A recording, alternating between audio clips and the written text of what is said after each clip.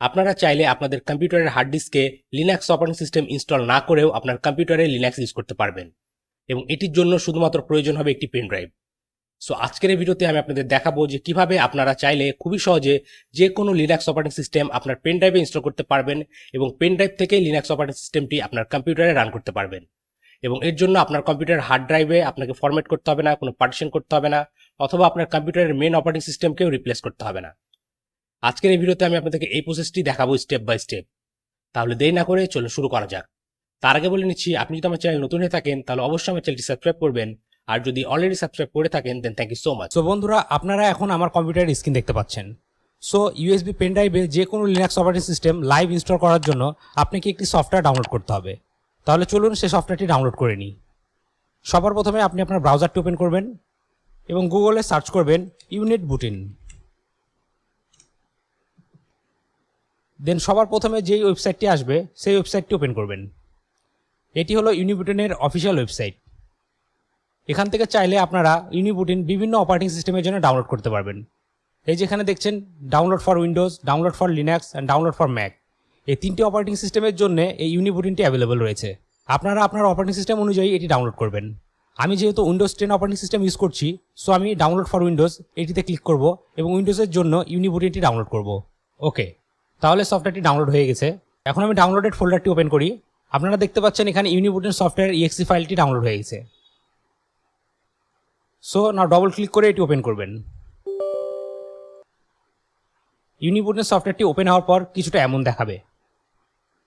দেন এখানে যে ডিস্ট্রিবিউশন অপশনটি আছে, এখান থেকে আপনারা চাইলে সরাসরি ইন্টারনেট থেকেই যে কোনো লিনাক্স অপারেটিং সিস্টেমের আইএসও ফাইল ডাউনলোড করে সরাসরি পেন ড্রাইভে ইনস্টল করতে পারবেন। আপনারা যদি ড্রপ ডাউন মেনুটি দেখেন, এখানে বিভিন্ন ধরনের লিনাক্স অপারেটিং সিস্টেমের ডিস্ট্রিবিউশন রয়েছে। আপনি যে লিনাক্সটি এখানে ইনস্টল করতে চান সেই লিনাক্সটি সিলেক্ট করবেন। ধরুন আপনি উবুন্টু ইনস্টল করতে চান, সো আপনি এখান থেকে উবুন্টুটি সিলেক্ট করবেন এবং এখান থেকে আপনি ভার্সনটি সিলেক্ট করে নিতে পারেন। কিন্তু মনে রাখবেন, এই অপশনগুলো সিলেক্ট করে আপনি যদি লিনাক্স অপারেটিং সিস্টেম আপনার ইউএসবিতে ইনস্টল করতে চান তাহলে অবশ্যই আপনার কম্পিউটারে ইন্টারনেট কানেকশন থাকা লাগবে। আর আপনি যদি অলরেডি লিনাক্সের আইএসও ফাইল ডাউনলোড করে নিয়ে থাকেন তাহলে আপনি এই অপশনটি সিলেক্ট করবেন, ডিস্ক ইমেজ। দেন এই ড্রপডাউন মেনু থেকে আইএসও অপশনটি সিলেক্ট করবেন। দেন ক্লিক করবেন এখানে সিলেক্ট ডিস্ক ইমেজের ফাইল। দেন এখান থেকে আপনি আপনার ডাউনলোডেড লিনাক্সের আইএসও ফাইলটি সিলেক্ট করবেন। আমি অলরেডি উবুন্টুর আইএসও ফাইলটি ডাউনলোড করে রেখেছি, সো আমি এটি সিলেক্ট করলাম এবং ওপেন করব। দেন এখান থেকে আপনারা সিলেক্ট করবেন ইউএসবি ড্রাইভ, যেহেতু আপনার পেন ড্রাইভে ইনস্টল করবেন। দেন এখান থেকে আপনারা আপনার পেন ড্রাইভের যে পাথটি আছে সেই পাথটি সিলেক্ট করবেন। দেন জাস্ট সিম্পলি ওকেতে ক্লিক করবেন। এখন এটি কিছুক্ষণের মধ্যে সেই উবুন্টু আইএসও ফাইলটি আমাদের পেন ড্রাইভে এক্সট্র্যাক্ট করে আমাদের পেন ড্রাইভকে লাইভ লিনাক্স ইউএসবি বানিয়ে দেবে এবং আপনি সেই পেন ড্রাইভটি ইউজ করে যে কোনো কম্পিউটারে এই উবুন্টু অপারেটিং সিস্টেমটি রান করতে পারবেন। ওকে, আপনারা এখন দেখতে পাচ্ছেন আমরা খুবই সহজে আমাদের ইউএসবি পেন ড্রাইভে উবুন্টু লিনাক্স অপারেটিং সিস্টেমটি ইনস্টল করে ফেলেছি। এখন আপনি যদি এই উবুন্টু লিনাক্স অপারেটিং সিস্টেমটি আপনার কম্পিউটারে চালাতে চান তাহলে পেন ড্রাইভটি আপনার কম্পিউটারে কানেক্ট করে আপনার কম্পিউটারটি রিবুট করতে হবে এবং বুট মেনু থেকে পেন ড্রাইভটি সিলেক্ট করলেই আপনার উইন্ডোজ কম্পিউটারে উবুন্টু লিনাক্সটি পেন ড্রাইভ থেকে রান হয়ে যাবে। তাহলে চলুন দেখে নিই সেটা কীভাবে করা যায়।